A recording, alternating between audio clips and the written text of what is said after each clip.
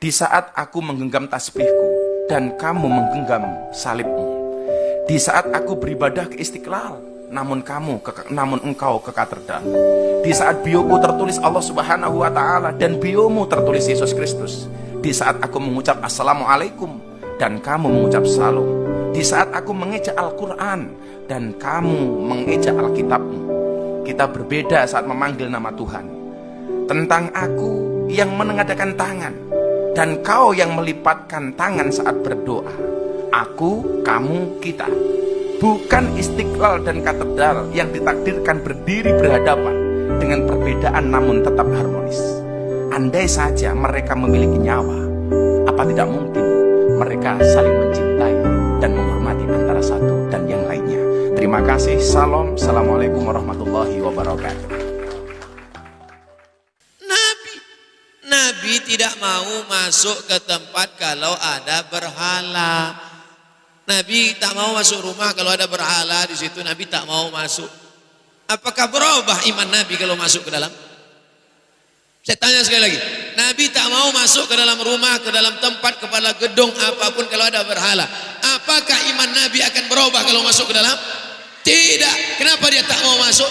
Kita ikut sunnah Nabi apa ikut sunnah orang? Sunnah Nabi. Saya ikut Nabi.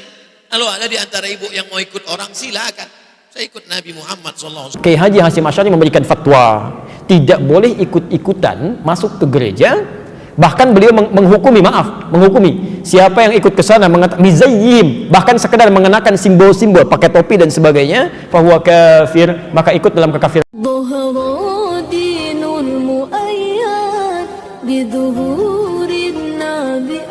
Haram hukumnya masuk ke rumah ibadah orang lain. Haram. Saya tak nonton film ini sampai habis, baru menengok trailernya. Tapi di dalam itu yang bisa saya komentari, pertama masuk ke rumah ibadah, karena Nabi tak mau masuk ke dalam tempat fihi surah wat tamathil, kalau di dalam itu ada patung berhala. Maka dalam Islam mazhab Syafi'i mengharamkan masuk ke dalam rumah ibadah di dalamnya ada berhala. Mazhab Syafi'i. Kita pakai mazhab apa? Mazhab Syafi'i. Dua, tentang masalah laki-laki perempuan berdua-duaan tak mahram. Anak-anak. La yakhluwanna rajulun ma'amra'atin illa ma'adhi mahramin.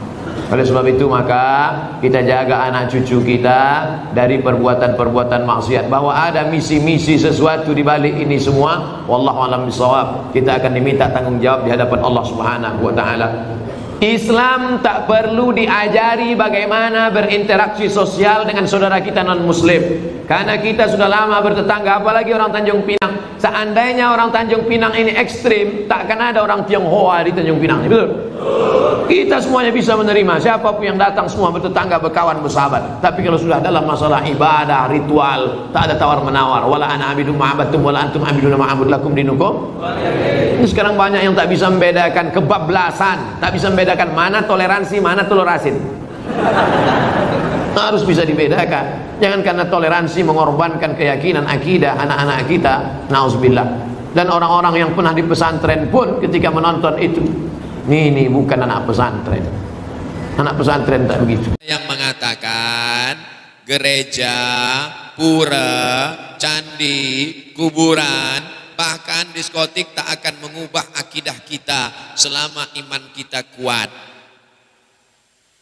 Ini kata siapa? Kata manusia. Saya ikut kata Nabi Muhammad sallallahu alaihi wasallam. Yang diikut ini manusia biasa apa Nabi? Nabi tidak mau masuk ke tempat kalau ada berhala. Nabi tak mau masuk rumah kalau ada berhala di situ. Nabi tak mau masuk. Apakah berubah iman Nabi kalau masuk ke dalam? Saya tanya sekali lagi.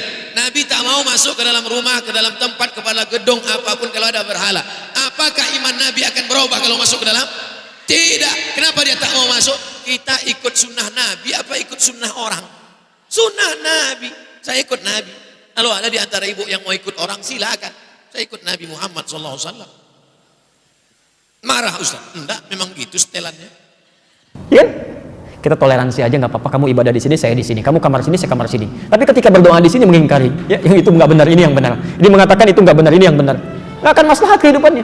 Ya. Makanya kata Buya Hamka dulu, kata Buya Hamka, sesungguhnya orang-orang, maaf, yang terjebak dengan kemunafikan tingkat tinggi, yaitu orang yang hadir pada ibadah agama umat lain. Itu hipokrit paling tinggi, kata beliau. Karena dia datang pada satu acara, hatinya mengingkari. Kok bisa hati orang mengingkari datang pada satu tempat yang ada? Ya. Anda diundang ke satu tempat, tapi Anda nggak suka dengan acaranya, segalanya Anda ingkari itu, tapi Anda hadir di situ, kan aneh itu. Ya. Itu paling aneh. Ya. Makanya pendiri Nahdlatul Ulama, Kiai Haji Muhammad Hashim Asy'ari, itu pernah menulis kitab. Beliau punya 19 kitab. 19 kitab. Dari 19 kitab ini, kitab keduanya namanya judulnya Risalah Ahlus Sunnah wal Jamaah. Halaman ke-14, paragraf yang pertama, baris 1 sampai dengan 4. Posisi paling kanan sebelah atas.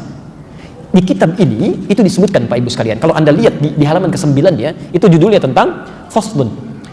Awwalu dhuhuril bid'ah fi ardi Jawa. Pasal yang menerangkan tentang awal munculnya bid'ah di tanah Jawa. Bid'ah yang dimaksudkan bukan bid'ah fikih, bukan, tapi akidah. Jadi aliran sesat. Ya, aliran sesat. Kata beliau, wantisyaruha fi ardi Jawa wal mubtadi'ina fiha, dan penyebarannya di tanah Jawa, di pelosok Jawa, dan orang-orangnya, tokoh-tokohnya. Itu begitu menyebutkan kalimat pertama, kata beliau, adalah penduduk Jawa itu seluruhnya itu ahlu sunnah wal jamaah, ahlu sunnah wal jamaah.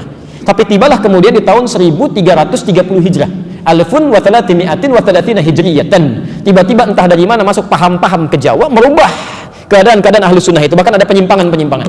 Ya. Halaman 10-nya paragraf kedua baris 1 sampai 3, posisi paling kanan sebelah bawah. Di antara aliran menyimpang itu, ini bukan kalimat saya, tapi saya bacakan kembali dari kalimat kitabnya. Wa minhum rafidhiyuna. Di antara aliran menyimpang itu yang bid'ah itu ada aliran Rafidah. Rafidah itu nama lain dari Syiah. Ya, disebut Rafidah dari kata rafadha, artinya menolak. Karena Syiah itu menolak kekhalifahan Abu Bakar, Umar, Uthman. Ya, mereka katakan Ali yang berhak. Itu disebut oleh Syekh Hasim yang mendirikan Nahdlatul Ulama tanggal 31 Januari 1926. Itu aliran menyimpang. Dulu nggak ada Syiah. Tiba-tiba muncul, kata beliau.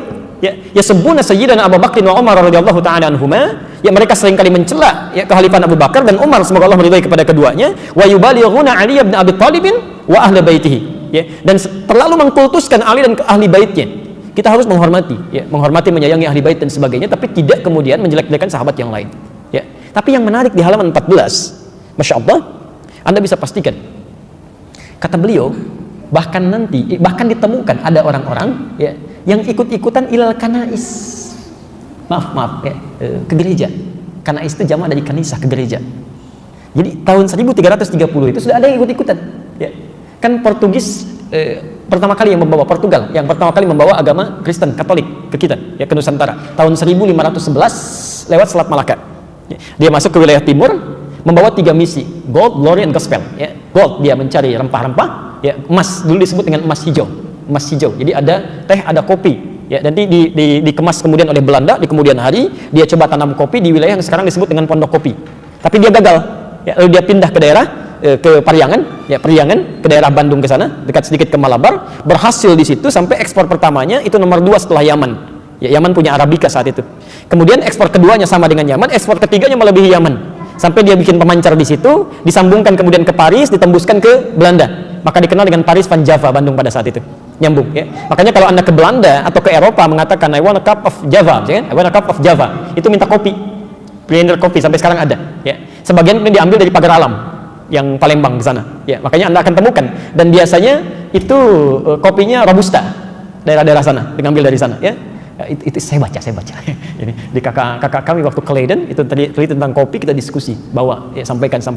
Nah, itu poin-poin yang hadir ke kita. Saya sambungkan dulu. Kenapa nyampe ke kopi? Jadi Portugal bawa itu gold, glory, dia mencari ekspansi, penjajahan, gospel, dia bawa kepercayaan dia, Injil. Ya. Dia datang kemudian dia sebarkan. Apa yang pertama dilakukan itu bangun tempat ibadah. Dalam bahasa Latin, bahasa Portugis disebut dengan igreja namanya, igreja. Lisan orang kita kan kadang suka menyingkat ya, merubah berdasarkan perjalanan waktu. Igreja menjadi gereja. Di gereja itu bukan bahasa Indonesia. Dari bahasa Latin asalnya igreja. Bagaimana cara ibadahnya? Pertama mereka datang ke situ, itu 2 hari setelah orang Islam ibadah. Di orang Islam umumnya hari Jumat mereka ke masjid, 2 hari setelah itu mereka berangkat ke gereja. Ya. Nah, cara menyembah orang-orang Katolik nih sampai sekarang itu nggak langsung menyembah Tuhannya, lewat perantara. Jadi kalau mau ditebus dosanya datang kepada Bapa, gitu kan, minta pengakuan dosa dan sebagainya. Disebut dengan Santo. Pada saat itu yang disembah Santo Domingo. Dia ketika berangkat ditanya mau kemana mereka, nyembah Santo Domingo, ke gereja Santo Domingo, Santo Domingo. Lisan orang kita senang menyingkat Santo Domingo, Domingo, Domingo menjadi minggu sampai hari ini. Tidak pakai oh. Nah, itu disingkat jadi minggu. Minggu itu nggak ada Pak, nggak ada. Itu bukan bahasa Indonesia asli, bukan. Ya, dulu Ahad, semua mengatakan Ahad. Ya, Santo Domingo disingkat jadi minggu. Orang kita kan senang menyingkat, bahkan kadang jauh ya. Saya kalau sejak di Timur Tengah olahraga, misal kita main bola, itu kalau ada Abdurrahman, orang Arab panggil Abdurrahman, ta'alina wazzi'. Abdurrahman sini oper bagi. Orang kita enggak. Man oper. Ali li dia di. Domingo, minggu. Hadirlah sampai hari ini. Di masa tahun 1330 Hijrah berkembang itu, Kiai Haji Hasyim Asy'ari memberikan fatwa, tidak boleh ikut-ikutan masuk ke gereja. Bahkan beliau menghukumi siapa yang ikut ke sana mizayyim, bahkan sekedar mengenakan simbol-simbol, pakai topi dan sebagainya, bahwa kafir, maka ikut dalam kekafiran mereka. Man tasyabbaha biqaumin fahuwa minhum. Itu keluar fatwa. Ya. Hati-hati Bapak Ibu sekalian, hati-hati ya. Ini tidak mudah. Nah, jadi persoalan sekarang, kok bisa sekarang semakin berkembang? Ya. Saya nggak bisa memahami itu. Mohon maaf, saya tidak bisa memahami sampai hari ini. Kok bisa adzan berkumandang di tempat ibadah orang lain? Buka puasa di tempat ibadah orang lain ngapain? Pantasan orang-orang singgah di masjid habis, ininya habis dibawa ke tempat ibadah agama lain. Kan selawatan di tempat ibadah agama lain kan kacau seperti itu. Ya. Itu nggak tepat ya, itu tidak tepat.